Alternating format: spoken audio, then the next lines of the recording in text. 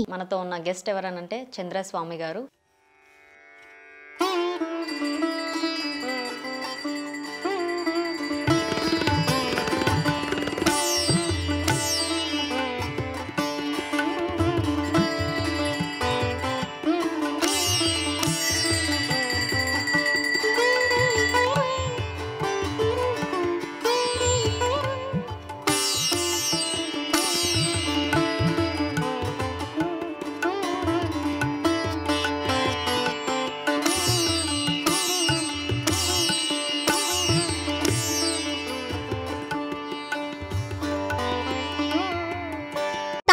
ఉన్న బంగారాన్ని విడిపించి ఆ రోజు ఆన్లైన్ రేటుకే మేము కొంటాం. Sharma gold company. చాతబర్లు కూడా చేస్తారంట.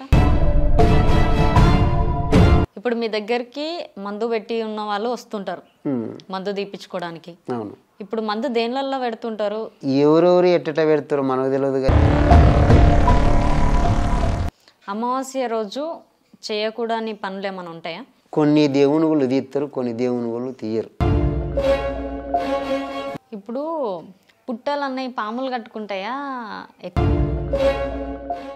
హలో ఎవరివన్, వెల్కమ్ టు మనం టీవీ. మనతో ఉన్న గెస్ట్ ఎవరనంటే చంద్రస్వామి గారు. సో నమస్తే స్వామి. అందరికి క్షణార్థి. ఎలా ఉన్నారు? అంత మంచిగా ఉందమ్మా. ఇప్పుడు మిమ్మల్ని చాలా వరకు శివశక్తులు అంటారు, గణాతులు అంటారు. అసలు మీరెవరు? అమ్మవారు భక్తులం, శివశక్తులే అంటారు. శివశక్తులే అంటారు. మరి ఇప్పుడు చాలా వరకు రుద్రాక్షలు ధరిస్తారు, మీరేంటి గవ్వలు ధరించారు? అమ్మవారికి చెందేటి ఎక్కువ. అమ్మ గవ్వలల్లో పుట్టిన ఘనమైన మాత సర్వేశ్వరి, లోకమాత, ఆది పరాశక్తి, అమ్మలగన్నమ్మ, ముగ్గురమ్మలగన్న మూలకూటమ్మ, దయగల్ల తల్లి రేణుకాదేవి. అందువల్ల ఆమె గవ్వలల్లో పుట్టింది కాబట్టి ఆమెది గవ్వల బుట్టి. ఎరకల బుట్టి అంటే దేవాన దేవతలకి ఎరక చెప్తుంది ఆ తల్లి, అందరికీ తెల చెప్తుంది. ఏ ఆపద వచ్చినా దేవుళ్ళకి కూడా ఆపదలు వచ్చినా కానీ ఆమె ఎరక చెప్పి అందరికీ ఎరక చేస్తుంది. ఇప్పుడు మీ గవ్వలలో పవర్ ఉందా? పవర్ ఉంటుంది, ఎందుకు ఉండదు? అమ్మవారి శక్తి ఉంటుంది. అమ్మవారి శక్తి ఉంటుంది. ఇప్పుడు గవ్వలలో పుట్టింది కాబట్టి మీరు అమ్మవారిది కాబట్టి అట్లా ధరిస్తారు. అవును, అట్లా ధరించొచ్చునా? ఏ గణాదులైనా అమ్మ ఎల్లమ్మ తల్లి వచ్చిన వాళ్ళందరూ వేసుకుంటారు. అలా ధరించొచ్చునా అంటున్నా? ధరిస్తారు. మలన దేవుడికి కూడా అమ్మవారు మలన దేవుడు బండారు తెచ్చినందుకు కూడా 7 గవ్వల దర్శనము మలన దేవుడికి కూడా ఇస్తుంది. ఆమె 5 పిడికిళ్ళ బండారు కూడా తీసుకుంటుంది. ఇప్పుడు మొత్తానికైతే మీరు బోనం ఎత్తుతారు. మీరు పూజించే అమ్మవార్లు ఎవరెవరు? ఎల్లమ్మ, దుర్గమ్మ, శివుడు. శివుడిని కూడా పూజిస్తారు. ఇప్పుడు మీ జుట్టు ఉన్నది ఒరిజినలేనా? ఒరిజినలే. మీరు నించుంటే నేలకు అందుతుంది. నా 20 సంవత్సరాలది ఈ జుట్టు, 25 సంవత్సరాలు. ఇక నాకు ఒకసారి ముంగటికి అయ్యండి జుట్టుని.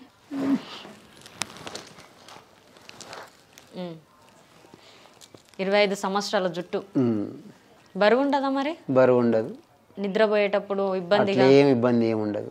నిత్య సలసానం చేస్తాను నేను. ఇప్పుడు జడలు అల్లుతాయి, జడలు కడతాయి అని అంటారు కదా, అదేనా ఇప్పుడు? అదే అమ్మవారి మహిమతోటే అయితే అయ్యి. దేనికన్నా అయితే ఆ అమ్మ శక్తితోటే అయితే అయ్యి.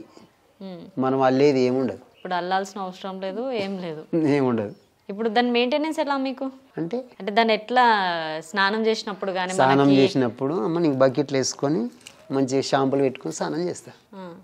ఇబ్బంది అవ్వదా? ఇబ్బంది ఏముండదు. ఏ చలికాలం కానీ ఏ వానకాలం కానీ. కట్ చేస్తారు కదా కొందరు. నేను కట్ చేయలే, అయ్యే తెగిపోతాయి. బారైన కాళ్ళ కింద పడి కూడా తెగిపోతున్నాయి బోనం ఎత్తుకున్నప్పుడు. కట్ చేయదు, కత్తెర పెట్టకూడదు. కొందరు జడలు అల్లగానే కట్ చేస్తూ ఉంటారు. వాళ్ళు కట్ చేసుకుంటారు, తెలియని మురుకులు. తెలిసిన వాళ్ళు కట్ చేయకూడదు. ఇప్పుడు మీకు ఎలా కులతరంగా దేవుడా, మీకే వచ్చిన దేవుడా? మా ఇంటి ఆడవిల్లనే వెళ్ళమంటే మేము ఎస్టీ వాళ్ళ ఎరకలలో, మేము ఎరకలు పుట్టి మాది. ఆ ఎల్లమ్మ తల్లి కూడా మా ఇంటి ఆడవిల్లు అంటారు, గమలలో ఆడవిల్లు అంటారు. అందరి ఇల్లు తిరిగింది పరశురాముని గురించి. ఆయన పెట్టే బాధలకి ఇల్లు తిరిగినా ఎవరు దాచిపెట్టుకోలేదు కూడా. కాకపోతే ఇక పెద్ద మాదరి ఇంట్లో లందల దాక్కుంటుంది. ఆ నుంచి మళ్ళీ అట్లా కూడా కొడుకు ఎత్తుకులాడి లందలకి తీసుకొని వస్తాడు అమ్మవారిని. 24 సంవత్సరాలు కూడా కొడుకుతోటి చాలా బాధలు పడుతుంది తల్లి. మీకు ఎలా సోకింది దేవుడిది? మా తాత నాటి నుంచి దేవుడు మాకు ఉన్నది. ఇక మా వాళ్ళు పట్టించుకోక నాయమడవాడది. నాయమడబడితే ఇక నాకు కూడా పెళ్ళైన కొత్తలో పిచ్చి లేపింది. నేను దేశాలు పట్టిన అమ్మవారిని కూసుండ పెట్టుకున్నాకని అప్పుడు నాకు అమ్మవారు ఆజ్ఞలు వచ్చినాయి. బయళ్ళని ఒగ్గోళ్ళని పిలిపించి మా తాత మా నాయనమ్మ కూడా ఒగ్గోళ్ళతోటి దణకం చదిపించి బయళ్ళతోటి పేమికి రప్పించి అడిగినాక అమ్మవారు బయటపడ్డది. మీకు పెళ్ళైనాక స్టార్ట్ అయింది అయితే? నా పెళ్లి కాకముందే 12 నెలల పిల్లగాని కానించే దేవుడు. కానీ నోరు ఇలా 20 సంవత్సరాల దాకా నోరు రాలే. ఎక్కడ పడితే అక్కడ పొర్రుకుంటా పోయేది. ఏడ దేవుళ్ళకి చేసిన ఇక కింద పొర్రుకుంటా పోయేదంట. ఇక అందరూ ఒగ్గొలిగినికి వచ్చి అడిగిన తర్వాత ఆ అమ్మవారు పేమికి వచ్చి చెప్పినాక అప్పుడు పెళ్లి చేసుకున్నాను ఒప్పుకున్నాకనే పెళ్ళి అయింది. ఇంకోటి మీరు చేతబడులు కూడా చేస్తారంట? అలాంటివి మనకు తెలియమ్మ. చేతబళ్ళు కనుక అది చేసేటోళ్ళు ఎవరు చేస్తుంటారు. దేవుడు ఉన్నది ఎంత బరాబరో చేతబళ్ళు కూడా అంత బరాబరే అమ్మ. ఉంటాయి, అవి కూడా ఉంటాయి, చేసేటోళ్ళు చేస్తారు. ఎలా తెలుస్తుంది?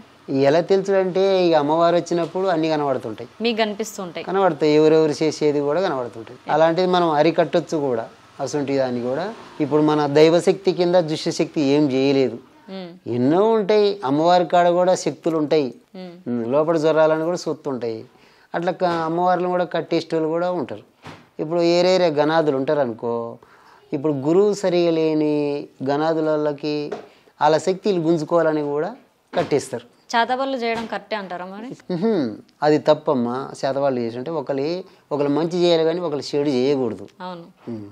నలుగురు బతకాలని కోరుకోవాలి కానీ ఒకరికి అన్యాయం చేయాలని అనుకోకూడదు ఎప్పటికి కూడా. అది దృష్టికి కూడా రాకూడదు కూడా. ఇప్పుడు మీరు బోనం ఎత్తుతారు కదా, బోనం ఎత్తుతున్నప్పుడు కొందరికి షిగాలు రాకపోయినా కానీ షిగ ఊగుతుంటారు. అంటే అది కొంతమంది ఎగతాళి చేస్తుంటారు, కొంతమంది కూడా ఎగరాలని కూడా ఎగురుతుంటారు. నిజమైన దేవుడు వచ్చిన వాళ్ళు అట్లా ఎగతాళి చేయరు. సప్పుడైతే పట్టణాలు దొక్కిన వాళ్ళు కానీ, పండుగలు చేసిన వాళ్ళు, గద్దెలు వేసిన వాళ్ళు కానీ అలాంటి వాళ్ళు మన కాడికి డోల్ సప్పుడు వినబడ్డా, జమడిక సప్పుడు వినబడ్డా వచ్చి అమ్మవారు వచ్చి ఊగుతారు మన దంట పాటిగా. మీరు మీ కులదైవం అయినా కూడా ఇంట్లో ఎవరు పట్టించుకున్నందుకు మీ మీద సోకింది కదా. మీరు 12 ఏళ్ల వయసు నుంచి ఇప్పటిదాకా ట్రావెల్ అవుతుంది. మీరు 12 ఏళ్ల వయసుకి మీకు ఏం తెలుసు అప్పుడు? అంటే నేను చిన్నప్పుడే అమ్మవారు వచ్చిన కొత్తల్లా నాకు చిన్నప్పటి నుంచి కూడా నేను బొమ్మలాట ఆడేది, బొమ్మరిల్లు కట్టేది. ఇప్పుడు మేము ఎరుకలలో అయినప్పుడు మేము పందల కాసేది అప్పట్లో. ఈ చెర్లలో కూడా బొమ్మరిల్లు కట్టి అది కుమ్మరోళ్ళ కాడికి పోయి కుండలు తీసుకొచ్చి, గొల్ల కురుమల కాడికి పోయి పాలు తీసుకొచ్చి పాలు పొంగిచ్చి మలన దేవుడికి ఎక్కిచ్చేది. అట్లా మేము ఆటలు ఆడుకునేది చిన్నప్పుడు. భాగవతాలకు పోయేది పొద్దుక ముందుకు. అప్పుడు డ్రామాలు వెనుక బొమ్మలాట వెనుక బాగా ఆడేది. తోలు బొమ్మలాట, డ్రామాలు ఆడేది. అట్లా కూడా చాలా ఈ అమ్మవారు అప్పటి నుంచి వచ్చినా కానీ ఎన్నెన్నో వేషాలు, బొట్టు పెట్టుకోవాలని అనిపిస్తుంది, గాజులు వేసుకోవాలనిపిస్తుంది, చీర కట్టాలని అనిపిస్తుంది. ఎన్నెన్నో ఒక బుద్ధిని పుట్టిస్తూనే ఉన్నది నాకు అప్పటి నుంచి. ఇక వాళ్ళు వేషాలు వేసి డ్రామా ఆడతారు కదా భాగవతాలు, అట్లా కూడా వాళ్ళని పొద్దున్న నైట్ వాళ్ళ ఆట చూసి కూడా పొద్దున్న మేము ఆట ఆడుకునేది. ఇక కాలు గజ్జలు కట్టాలంటే చెర్లల్లో గవ్వలు ఉంటాయి కదా, ఆ గవ్వలకు పక్కలు కొట్టుకొని కూడా గజ్జలక కట్టుకొని ఎగిరేసినప్పుడు దేవుళ్ళు వచ్చిన వాళ్ళని మేము ఎక్కిరిచ్చేది. ఆమె అట్టు ఊగుతుంది, ఏమి ఇట్టు ఊగుతుందని. అట్లా కూడా నా ఎమ్మడ పడేది అమ్మ. మీరు ఎక్కిరించేటోళ్ళు అప్పుడు చిన్నప్పుడు మేము అట్టనే ఎదురుగా చేసేది, ఎక్కిరిచ్చేది దేవుడి చూడాలని. పెద్ద పెద్ద మనుషులు ఉంటారు కదా, ఇక అట్లా ఎక్కిరిస్తుంటే కూడా వాళ్ళు మన ఇరగోళ్ళు తీసుకొని దగ్గర పిలిచి మా ఈ అమ్మయ్య చంపేది మమ్మల్ని ఎక్కిరిస్తావని. అట్లా జరిగిందమ్మా అది. ఇక అమ్మవారిని అప్పటి నుంచి ఇప్పటిదాకా పూజించుకుంటున్నా, ఆమె సేవ చేసుకుంటున్నా. ఇప్పుడు మీ దగ్గరికి మందు పెట్టి ఉన్న వాళ్ళు వస్తుంటారు మందు తీపించుకోవడానికి. అవును. ఇప్పుడు మందు దేనిలో పెడుతుంటారు? ఇక అది ఎవరెవరు ఎట్ట పెడతారో మనకు తెలియదు కానీ మందు అయితే నేను తీస్తామ్మా. అది ఎండ పెట్టినా కానీ పడుతుంది. దేనిలో పెట్టిరు అని కూడా గుడ్లలో పడుతుంటుంది, కాకపోతే కార్జంలో పడుతుంది, ఛాయ్లో పడుతుంది, బీర్లో పడుతుంది, మళ్ళా గోధుమ రొట్టెలో పడుతుంది, పకోడీలో పడుతుంది, పూరీలలో పడుతుంది. అది రకరకాలుగా ఉంటుందమ్మా. వాళ్ళు ఎండలో పెడితే అది అలానే పడుతుంది. మనిషికి మందు పెట్టిరని ఎట్లా తెలుస్తుంది? మందు పెట్టిందంటే మనం చేయబట్టి కూడా చూస్తాం, మన డాక్టర్ లెక్కనే ఏర్పాటు చేస్తాం. అది ఎన్ని నెలలు అయింది పెట్టింది కూడా గుర్తుపడతాను నేను. ఒకవేళ మందు పెట్టినాక మనిషికి ఒళ్ళంతా పాకిపోతుంది, నెత్తికి కూడా ఎక్కుతుంది అంటారు, అప్పుడేంది సిచ్యువేషన్? అది నెత్తి పెట్టిందంటే మనం మాడై పెడితే నెత్తింటికి లూసిపోతాయి, కడుపులో పెడితే అది ఏర్లు పడతాయి. నెత్తిలో పెడితే ఎంటికలు ఊసిపోతాయి, పెడితే ఏర్లు పడతాయి, అంటే ఎంటికలు కూడా పుడతాయి దానికి, ఆ మందుకి. ఇక వాళ్ళ కాళ్ళు సన్నం అవుతాయి, పొట్ట లావు అవుతుంటుంది, కాలు చేతులు సన్నగా అవుతుంటాయి, దగ్గు వస్తుంటుంది, అన్నం అరగదు, ఆకలి కాదు, పని మీద ఇంట్రెస్ట్ ఉండదు, పని పోరు, కోపం ఎక్కువ, పండుకున్న పక్క తిరిగేరు. అట్లా ఉంటుంది. మీ దగ్గర ఇంకా వీళ్ళు కూడా వస్తుంటారు కదా, పిల్లలు కాని వాళ్ళు కానీ? ఇక పిల్లలు కాని వాళ్ళంటే అమ్మవారికి ముడుపు కడితే సంతానం అంతుంటుంది. నిజమే అంటారా అవన్నీ? కరెక్ట్ అమ్మా. సంతానం అంతది ఆ శివయ్యగా మొక్కితే ఆ శివయ్య ఫలమిస్తాడు. ఆయనకు మించైతే పోం మనం. అంత ఆయనకి 9 బిడ్డలు 9 కొడుకులు ఆ శంకరునికి అంతా వరాన పుట్టిన వాళ్ళే. నల్లబోషమ్మ తప్ప, నల్లబోషమ్మ పార్వతి గర్భాన పుట్టింది, మురికిన పుట్టినోడు పోతురాజే, అందరూ వరాన పుట్టిన వాళ్ళే. అయితే ఆయన ఏ దేవుడు వచ్చినా కానీ ముందుగల్లా అయ్యనే తలుచుకుంటారు, మళ్ళీ బావని వాళ్ళు తలుచుకుంటారు ఆ నరసింహస్వామిని. వాళ్ళు వరాలు ఇస్తారు, వాళ్ళు సంతానం ఇస్తారు, అంతా ఓకే అవుతుంది. దయాలు ఉన్నాయా? దయాలంటే దయాలు ఉంటాయి, ఎందుకుండవు? ఆత్మలు తిరుగుతూనే ఉంటాయి. అది అగస్తంగా పోయిన జీవి తిరుగుతూనే ఉంటుంది. ఇక మనం అవసు తీరిపోయిన జీవి తిరగదు. అట్లా మీరు చూసారా మరి దయాలని? ఇక దయాలంటే మన శక్తి అమ్మవారు ఉన్నాక మనకు దయాలు ఎట్లా కానొస్తాయి? మనకు కాని రావు. వాళ్ళు దయాలు పట్టిన వాళ్ళు మన కాడికి వస్తే మనం దయాలు వారగొడతాం. అట్లా కట్టేసైనా సరే అది వెళ్ళిపోయిందని దాని పేరు చెప్పిందానికి వదిలిపెట్టాం. అంటే మీకు శక్తి ఉన్నందుకు దయాలు అయితే కనిపించవంటారు? ఏది కాని రావు. అమ్మవారు రాని దగ్గరికి ఎందుకు రానిస్తుంది? కడప దాటి కూడా రావు, ఏ శక్తులు కూడా రావు. ఉత్తమ మనుషులకు కనిపిస్తాయా మరి? ఉత్తమ మనుషుల కంటే పట్టిన వాళ్ళకే. ఇప్పుడు మాట సభ చెప్తున్నా, ఇప్పుడు నీకు దయ్యం పట్టింది, ఇక నువ్వు ఆ కడప దాటి కూడా లోపలికి రాలేవు, బయటికే ఉరుకుతుంటావు. ఈ శక్తి రానియదు, రానియదు. పట్టిన వాళ్ళకే తెలియదేమో కానీ ఆగమాగం చేస్తుంటారు, ఎటు పడితే అటు ఉరుకుతుంటారు. దేవుణ్ణి చూసినా బొట్టు చూసినా దూరంగా ఉంటారు వాళ్ళు, దయ్యాలు పెట్టిన వాళ్ళు. ఏంటంటే పాత బంగ్లాలు కొత్త బంగ్లాలల్లా అలాంటివి సోకుతుంటాయి అమ్మ. కాకపోతే రోడ్ల మీద కూడా దొప్పలు అయ్యి తీసేస్తుంటారు దయ్యాలు ఉన్నాయని. అలాంటివి కూడా దాటిరనుకో అలా అసంటివి కూడా సోకుతుంటాయి. దిష్టి ఎందుకు తీస్తారు? దిష్టి నిజంగానే పడుతుందా మనుషులకి? ఇక దిష్టి అంటే అమ్మ ఇక ఒక్కొక్కరి కళ్ళు మంచిగా ఉండవు, అందరి కళ్ళు సరిగా ఉండవు. ఒకరు మంచిగా ఉంటారు, ఒకరు మంచిగా ఉండరు. నువ్వే భోజనం చేస్తున్నావు, ఎంతగానో తింటారా తిండి అని అన్నావు అనుకో, దిష్టి కళ్ళు అయితే ఆ దిష్టి తగులుతుంది. అప్పుడు నీ ఆరోగ్యం ఎట్టుంటుంది? కడుపులో వస్తుంటుంది, కళ్ళు తిరుగుతుంటాయి, వాంతింగ్ వచ్చినట్టు అవుతుంటుంది, వాంతింగులు అవుతుంటాయి. అది దిష్టి తగిలినట్టే. ఇక అప్పుడు ఆ దిష్టికి ఏదో ఇక పసుపు అన్నము ఎర్రన్నం అదే మళ్ళీ దొప్ప తీసి మళ్ళీ పడేస్తే అది పోతుంది. లేకపోతే దిష్టి మంత్రం పెట్టించుకోవాలి, లేకపోతే ఒక దర్గాకు పోవాలి, తురుకలతో మంత్రం పెట్టించుకోవాలి, అప్పుడు తొలగిపోతుంది. 3 తోవల మధ్యలో వేస్తారు కదా దిష్టి తీసి అవన్నీ. ఇక నలుగురు దొక్కుతుంటే అది అడుక్కోవాలన్నట్టు నలుగురికి. ఇప్పుడు మనము 3 తోవల కాడ పడేస్తే 3 రస్తాలు ఉన్న కాడ 3 దిక్కులో పోతుంటుంది. అట్లా 3 దిక్కులో పోతుంటుంది. ఇంకొకరికి అంటే అట్లా వేసిన కాడ ఫస్ట్ వెళ్ళిన మనిషికే తాకుతుంది అంటారు. ఇక అంటే ఫస్ట్ చేసిన మనిషికి అంటే అది తాకదు. కాకపోతే కార్లు గీళ్ళు అన్నీ పోతాయి కదా, తొక్కుతారు కదా, అది పక్కకు తప్పేస్తుంది. అట్లా ఒకవేళ నడుచుకుంటూ పోయిన వాళ్ళకు అది సోకుతుంటుంది. ఒకళ్ళు మీకు అన్నట్టు అది పోతుంటుంది. మళ్ళీ తీసేసుకోవడం తప్ప ఇంకా మనిషికి ఎండ్ ఉండదు. అది దాన్ని కట్టేయచ్చు, దాన్ని ఎటు పోకుండా కూడా. మనకి గ్రామాలలో బొడ్రాయి పండగ చేస్తారు, బొడ్రాయిని పూజిస్తారు. దేనికని? మన గ్రామాన్ని, మన గ్రామ ప్రజలని, చిన్నల్ని పెద్దల్ని కాపాడడానికి బొడ్రాయిని కుసలు పెడతారు. ఆ భగవంతుడే మన అందరినీ చూస్తుంటారు. చాలా వరకు అప్పట్లో దేవుళ్ళు ఉండేటోరు కాదు. అప్పుడు వెనకట్లా బొడ్రాయి నిలబెట్టాలంటే ఊరు చుట్టూ పొలిమిర కట్టి పగిటేసాలు వేసి, అది సింధిమాది వాళ్ళు ఉండేది అప్పట్లో. ఎల్లమ్మ వేషం వేసి ఏటను కోసి దొబ్బ నోట్లో పెట్టుకొని ఊరు చుట్టూ మన పొత్తి వరిసినట్టుగా ఊరుకు మన పొలిమిర కట్టు కట్టి బొడ్రాయి కాడ నైవేద్యం పెట్టేది అప్పటోళ్ళు. ఇప్పుడు పోషమ్మ బోనాలు తీయాలంటే ఇంటింటికి బోనాలు తీయాలి. అప్పుడు గత్తర గాయర్లు వచ్చేది, అది కూడా మంత్రకాలు తంత్రకాలు లేపిన గత్తరే ఉండే. అసలు దానికి ఆ ఈగళ్ళ తల్లి ఆ పోషమ్మ బోనాలు తీస్తే ఇంటింటికి కడప దీపాలు అమ్మవారి కాడికి పోతే ఆ గత్తరగాయ అన్నది అరికట్టేస్తుంది అమ్మవారు. ఊరు ప్రజలు మొత్తము ఇప్పుడు అమ్మవారికి ఆ పోషమ్మకు చేయకపోతే చిన్నలకు కానీ పెద్దల కానికి అమ్మవారు తట్టు వస్తుంది. అమావాస్య రోజు చేయకూడని పనులు ఏమైనా ఉంటాయా?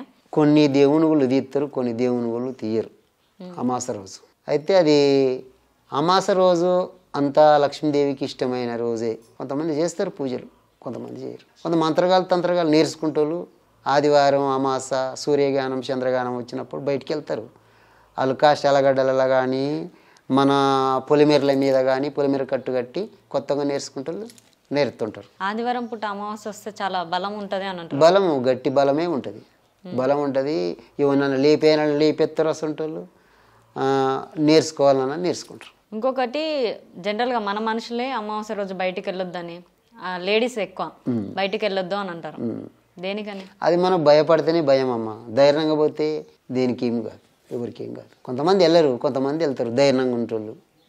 ఇక ఏడ దొప్పలు తీసేస్తారో ఏడ నిమ్మకాయలు ఎత్తారని ఆ డౌట్లు పడి కూడా కొంతమంది పోరు, ఏదొచ్చి మీద పడుతుంది అన్నట్టు ఆలోచనతోటి. ఇప్పుడు గుడికి వెళ్తే జుట్టు విరబోసుకొని పోవద్దు, అల్లుకొని పోవాలి అంటారు ఆడోళ్ళకి. అవును, పద్ధతిగా పోవాలి, అల్లుకొని క్లిప్ పెట్టి నెత్తి కూడా దూకోకూడదు. స్నానం చేసి గుడికి వచ్చిన తర్వాత స్నానం చేసి మనం గుడికి పోయి దర్శనం చేసుకొని వచ్చిన తర్వాత అప్పుడు నెత్తి దూకోవాలి. గుడి పోయేటప్పుడు మన నెత్తి దూకొని బొట్టు పెట్టుకొని అట్లా తప్పు. శనివారం రోజు చాలామంది శని వదలడానికో వదిలించుకోవడానికో తెలియదు కానీ ఆంజనేయ స్వామి గుడికి వెళ్తుంటారు. శనివారం రోజు వెళ్ళకపోతే ఏమవుతుంది మరి? ఇష్టం ఉన్నోళ్ళు వెళ్తారు. కాకపోతే మనకు ఏదన్నా శనిదేవుడు తొలగిపోవాలంటే ఆంజనేయుడి గుడికి కూడా శని ఉన్నోళ్ళు కూడా తొలగిపోతుంది. ఆంజనేయుడు అంటే ఆయన పుట్టినరోజు కాబట్టి ఆ శనివారము అందరూ పోతారు, దర్శనం చేసుకుంటాడు.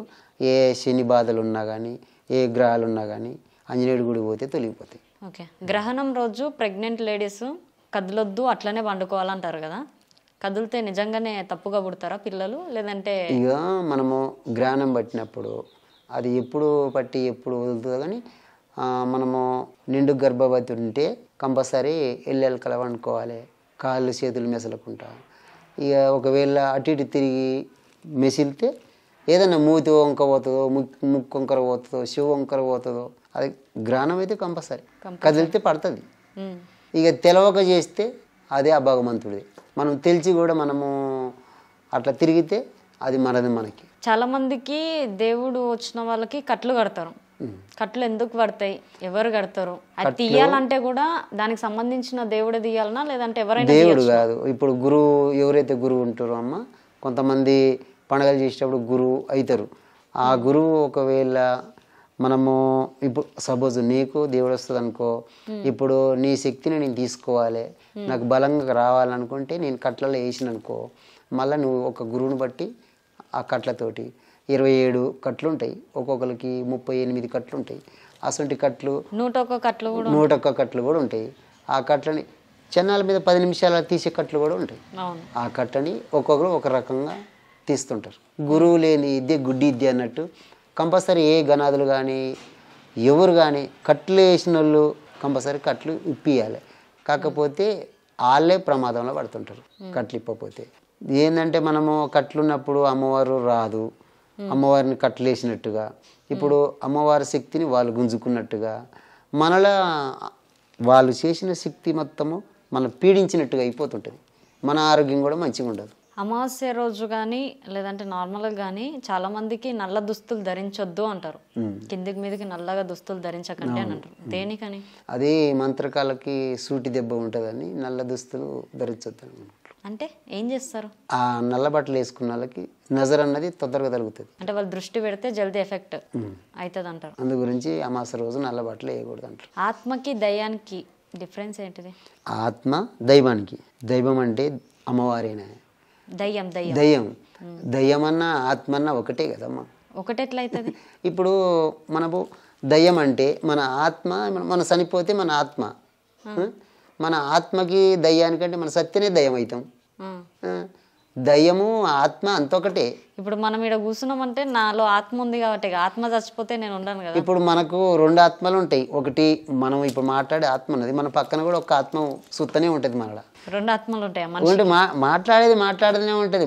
మన ఆత్మ అంటే మన ఆలోచన బట్టి, మనం ఏదన్నా చాలా పరిస్థితుల్లో ఉండి కష్టాలలో ఉండి మనం ఆలోచిస్తుంటే మనం ఇంకొక ఆత్మ వచ్చి కూడా మనతోటి మాట్లాడుతుంటే తవ్వ చూపిస్తానికి మన ఆత్మే మన ఊహ అన్నది మనకి చెప్తుంటుంది. అయితే ఇప్పుడు దయ్యము ఆత్మ 2 ఒకటే అంటారు. ఇక మరి దయ్యము ఆత్మ అంటే మన జీవి మన ఆత్మ, ఆత్మే మన దయ్యం అన్నట్టు సత్యనే దయ్యం. చచ్చిన వాళ్ళు ప్రతి ఒక్కరు దయ్యాలు అవుతారా? ఎందుకు అవుతారు? కారు. అందరు ఎందుకు అవుతారు? అందరు కారు. కాకపోతే అయ్యేటోళ్ళు ఎవరంటే ఒక కన్య పిల్ల ఇప్పుడు ఒక ఉరి పెట్టుకుని సచ్చే, ఒక బాయిల్లో నీళ్ళలో పడి వాగులో పడి సచ్చే, అసంటోళ్ళు ఒక్కరిని ప్రేమించే అసంటోళ్ళు సచ్చిరు అనుకో ప్రేమలో పడి కూడా, ఇప్పుడు సచ్చి దయ్యం అయ్యి ఆ ప్రేమించిన వాడిని ఎంటవాడి వాడిని పీడిస్తుంటది ఇక వాడిని చెట్లు పట్టిస్తుంది, గుట్టలు పట్టిస్తుంది, అటు పోదాం రా ఇటు పోదాం రా అంటది, కళ్ళల్లా పోతుంది అని కళ్ళల్లాగానే పడుతుంటది. ఇప్పుడు పెళ్లి కాకుండా చనిపోయిన వాళ్ళకి పెళ్లి చేసి పూడ్చిపెడతారు కదా, పూడ్చిపెట్టడమో కాల్చడమో, పెళ్లి ఎందుకు చేయాలి? పెళ్లి చేయకుండా కూడా చేయొచ్చును కదా. ఇప్పుడు మనము పెళ్లి కాని వాళ్ళకి కూడా జిల్లేడు చెట్టుకు జిల్లేడు కొమ్మ తీసుకొచ్చి జిల్లేడు కొమ్మకు పెళ్లి చేసి కాల పెడతారు, బొందన్న పెడతారు. అవును. కొంతమంది ఏం చేస్తారు, కళ్ళల్లో దయ్యమై వస్తుందని జిగుడు కూడా పోతారు కళ్ళల్లో.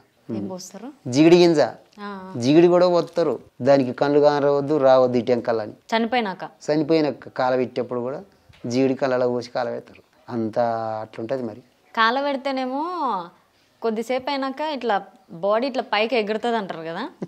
అంటే అమ్మ కాశీలో చూసిన నేను, మనము సత్య హరిచందన్ గార్డెన్లో కాష్టాలలో కాల పెడుతుంటే మనము కట్ల మీద వండవెక్కే శవం ఏమవుతుంది, కాలేటప్పుడు మనము నరాలు అన్నది బిర్రుగా కాలు చేతులు ఒక్కడికి వచ్చి కూర్చుంటుంది కాష్టంలో.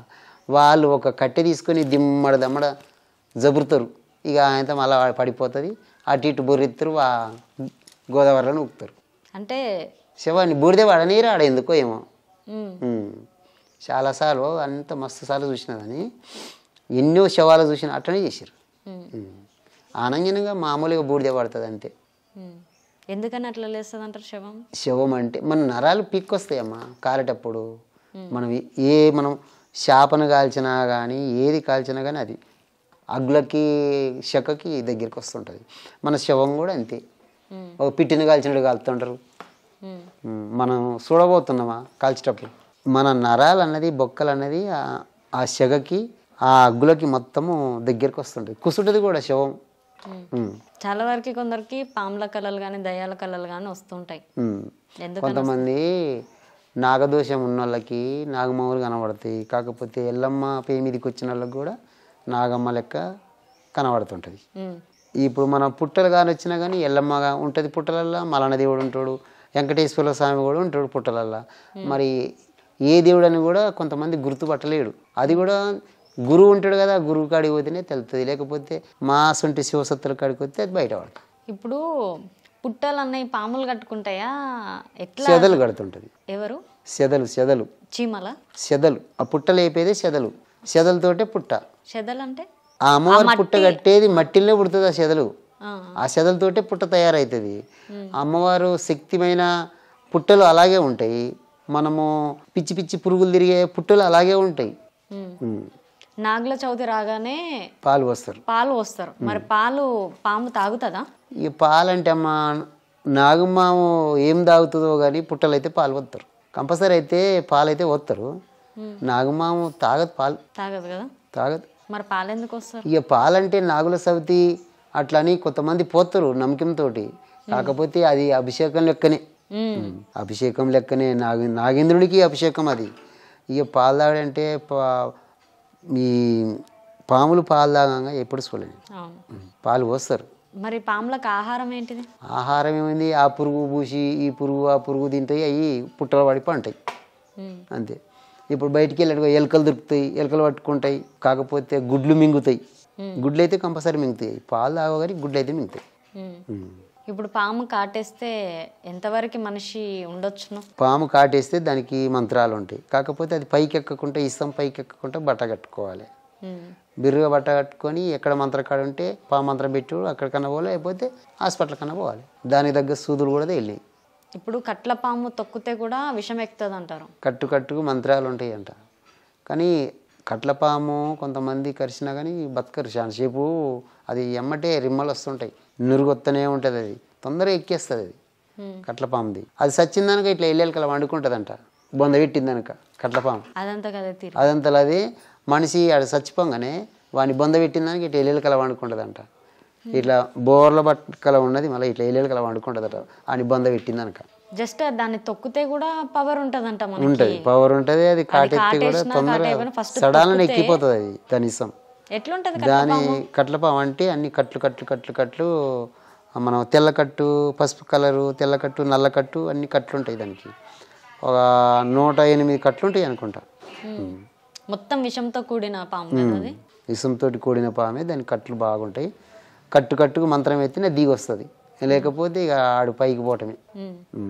మీ దగ్గరికి చాలా మంది కస్టమర్స్ వస్తుంటారు, ఎలాంటి బాధలు ఉన్న వాళ్ళు వస్తుంటారు, సమస్యలు ఉన్న వాళ్ళు? అమ్మ మన కాడికి బాగా లేని వాళ్ళు అంటే క్యాన్సర్ జబ్బు వచ్చిన వాళ్ళు వస్తారు, జ్వరాలు వచ్చిన వాళ్ళు వస్తారు, సంతానం లేని వాళ్ళు వస్తారు, బాగా లేని వాళ్ళు వస్తారు. అందరూ మంచిగా అయిపోయిన వాళ్ళు ఉన్నారు. అండ్ మీరు ఇంకొకటి ఏంటంటే ఇట్లా చెప్పడమే కాకుండా, చూసి చెప్పడమే కాకుండా మీరు మెడిసిన్స్ కూడా ఇస్తారంట, ఆయుర్వేదిక్ ఇస్తా, గోళీలు కూడా ఇస్తారంట, టాబ్లెట్స్ కూడా ఇస్తారంట. ఏంటి మీరు ఏమైనా చదువుకున్నారా ఏంటి? ఇకంటే మా తాతల నాటి నుంచి కూడా మాకు ఆయుర్వేద మందులు చేయటం అలవాటు. మా నాయనమ్మ కానించి, మా తాత మా నాయనమ్మ ఉన్న కానించి కూడా మేము అన్ని వైద్యాలు, చెట్ల మందులు వైద్యాలు చేస్తుంటాం. అన్నీ ఇస్తాను నేను. మొకాలు నొప్పులు ఉన్న వాళ్ళకి, పచ్చివాతానికి కూడా మంది ఇస్తాను. ఇప్పుడు నయ్యమైన వాళ్ళు, సమస్య తీరిన వాళ్ళు ఉంటారు కదా, వాళ్ళు ఏదో ఒకటి వచ్చి వెండియో చేస్తారమ్మా, ఇస్తారు. అమ్మవారికి, మా అమ్మవారికి బాగాలేని వాళ్ళు చేస్తే అమ్మవారికి కిరీటాలు పెట్టిండ్రు, ఇక ముక్కు పోగులు అలా అన్నీ ఎవరు దోసిందో వాళ్ళు పండుగ చేస్తారు, పట్నాలు వేస్తారు, చేస్తారు. ఇప్పుడు దేవుళ్ళ దగ్గర, గుళ్ళ దగ్గర బలిస్తారుగా, అట్లా బలించడం ఎందుకు? కాకపోతే అమ్మా ఇప్పుడు మనం ఎల్లమ్మ పేరు పెట్టి మనం ఎల్లమ్మకు గొత్తాం, పోషమ్మ పేరు పెట్టి పోషమ్మకు గొత్తాము. ఆ దేవుళ్ళకైతే కోసి నైవేద్యం పెట్టాం కదమ్మా. ఎందుకంటే మనమే తింటాము, అందరూ కొంతమంది తినేవాళ్ళు ఉంటారు, కొంతమంది తింటోళ్ళు ఉంటారు. కాకపోతే ఈ అమ్మవారి చుట్టూ ఉన్న శక్తులకే శాంతి పెట్టడానికి అవి వేయటం అంతే. పేరు అమ్మవారిది, తినేది అయ్యి. అట్లా బలించడం అవసరం లేదంటారా? మనము ఆ అమ్మవారి తినేది పరమన్నము, పసుపన్నము. కాకపోతే మనము పిండి, మనం స్వీటు, అరిసెలు కానీ, గారెలు కానీ అలాంటి పిండి వంటలు చేసి పెట్టచ్చు. నేను చాలా వరకు విన్నది ఏంటంటే, అమ్మవారికి మనకి రక్తం ఎంత చిందిస్తే నర రక్తం అయితే ఇయ్యలేం కదా, అట్లా అని జంతువుల రక్తం. ఇప్పుడు ఏ దేవుడు కూడా కోరడమ్మా ఏటలు గోయమని, ఏ దేవుడు కూడా కోరడు. కాకపోతే ఈ అమ్మవార్ల చుట్టూన్న శక్తులే ఈ ఐటికి బలిస్తారు అంతే. ఏంటంటే మనం అమ్మవారి సూపులే ఇవన్నీ, అమ్మవారికి ఎక్కేటి పిండి వంటలు, మనం స్వీటు. మీకు 12 ఏళ్ళప్పుడు నుంచి దేవుడిగా చేంజ్ అయిపోయారు కాబట్టి, ఒక శక్తిగా ఇప్పటికి ఎన్ని సంవత్సరాలు అవుతుంది మీది? నేను ఇప్పుడు అమ్మవారికి చెప్పబట్టి ఒక 25 సంవత్సరాలు అంతే. అదివరకు ముందు 20 సంవత్సరాలు, ఇక అప్పటి నుంచి ఉన్నది. కానీ అప్పుడు నోరు ఇయలే 20 సంవత్సరాలు. ఇప్పుడు బయట వెళ్ళినప్పుడు చాలా మంది ఇట్లానే మీలాగానే గురువులు చెప్పేటోళ్ళు ఉంటారు. కొందరు వాస్తవాలు ఉంటారు, కొందరు చూస్తే మీకు అర్థమైపోతుంటది, మాకన్నా మీకు ఇంకా ఎక్కువ అర్థమవుతుంది. దేవుడి పేరు చెప్పుకొని డబ్బు సంపాదించేటోళ్ళని ఏమంటారు మీరు? ఇక దేవుడి పేరు చెప్పుకొని బతికేటోళ్ళని ఏమంటారమ్మా? ఇక వాళ్ళు కానీ కొన్ని రోజులు ఉన్నా కానీ వాళ్ళు దేవుడు సత్యంగా వచ్చి చెప్పిన వాళ్ళని ఆ దేవుడే అన్ని శిక్షిస్తాడు వాళ్ళని. కాకపోతే మనము అమ్మవారు ఆమె పెట్టిందే భిక్షం, ఇంకా అది ఆమె దయ, అంతేగాని మనము దౌర్జన్యంగా మనము తీసుకునేది లేదు, నువ్వు అంతి ఇంతి అని మనము బలవంతంగా చేసేది లేదు. అంతే. నలుగురికి మనం అన్నదానాలు చేయాలి, నలుగురు అచ్చగాలు కానీ బిచ్చగాలు కానీ నలుగురికి మనం పెట్టాలని అనుకుంటాం. కానీ అట్లా మనము ఒకరు నోరు కొట్టి ఒకరు అన్యాయం చేస్తే ఆ అమ్మ కూడా ఊరుకోదు. ఎప్పటికప్పుడు వాళ్ళు కూడా బలియాల్సిందేనా? అంతే, చూస్తుంది ఒకసారి 2 సార్లు చూస్తుంది అమ్మవారు కూడా. నువ్వు ఎవరిని పెట్టకుండా నువ్వే బతవారా, నేను ఎందుకు రప్పిస్తానని కూడా అమ్మకు కూడా తెలుసు. అందు గురించి నలుగురు న్యాయం చేయాలి, నలుగురు బతకాలి, నలుగురు మంచి కోరాలి, నలుగురు మేలు కావాలి అని మనం కోరుకుంటాము. ఒక అచ్చగాళ్ళకు బిచ్చగాళ్ళకి నలుగురికి ఒక అన్నదానం చేయాలి, ఒక గుడికి పోవాలి, ఆడ అన్నదానం చేయాలి, నలుగురు బిచ్చగాళ్ళకు మనం పెట్టాలి అన్నట్టు ఉంటుంది మాకు ఉద్దేశం. నలుగురు రావాలి, పోవాలి, అమ్మ అనుగ్రహం అందరికి ఉండాలి, అందరు చల్లగా ఉండాలని కోరుకుంటాం. ఏ గణాదులు కానీ, ఏ శివశక్తి కానీ, ఎటువంటి వాళ్ళు కానీ అంతా మంచిగా ఉండాలని కోరుకుంటాం. మీరు ఎప్పుడు ఇట్లా గవ్వలు వేసుకొని ఉంటారా? ఎప్పుడు ఇట్టుండమ్మా. ఇక ఏంటంటే బోనాలు ఎత్తుకున్నప్పుడే ఉంటాం. చాలా వరకు ఇట్లా గురువుగా ఉన్న వాళ్ళు వెండి ధరిస్తారు కదా, వెండి దేనికి ధరిస్తారు? వెండి అంటే అమ్మ కొంతమంది ఇప్పుడు మన అమ్మవారు వచ్చిన వాళ్ళకి కొంతమంది మొక్కు వాళ్ళు ఉంటే మంచిగా అయిన వాళ్ళు బేడీలు చేపిస్తారు, కొంతమంది పడిగలు చేపిస్తుంటారు, ఇక కొంతమంది ఉద్రాక్షలు ధరిస్తుంటారు. అది శివుని భక్తులు ఉన్నోళ్ళు ఉద్రాక్షలు ఎక్కువ ధరిస్తారు. Okay Swami, thank you so much. నమస్తే. మీ సమయాన్ని మాకు ఇచ్చినందుకు థ్యాంక్ యూ. సో చూసారుగా ఇంటర్వ్యూ. మీకు కూడా ఏమైనా క్వశ్చన్స్ అడగాలని ఉంటే కామెంట్ బాక్స్లో కామెంట్ చేయండి. నెక్స్ట్ ఇంటర్వ్యూతో మీ ముందుంటా. సైనింగ్ ఆఫ్ కీర్తి.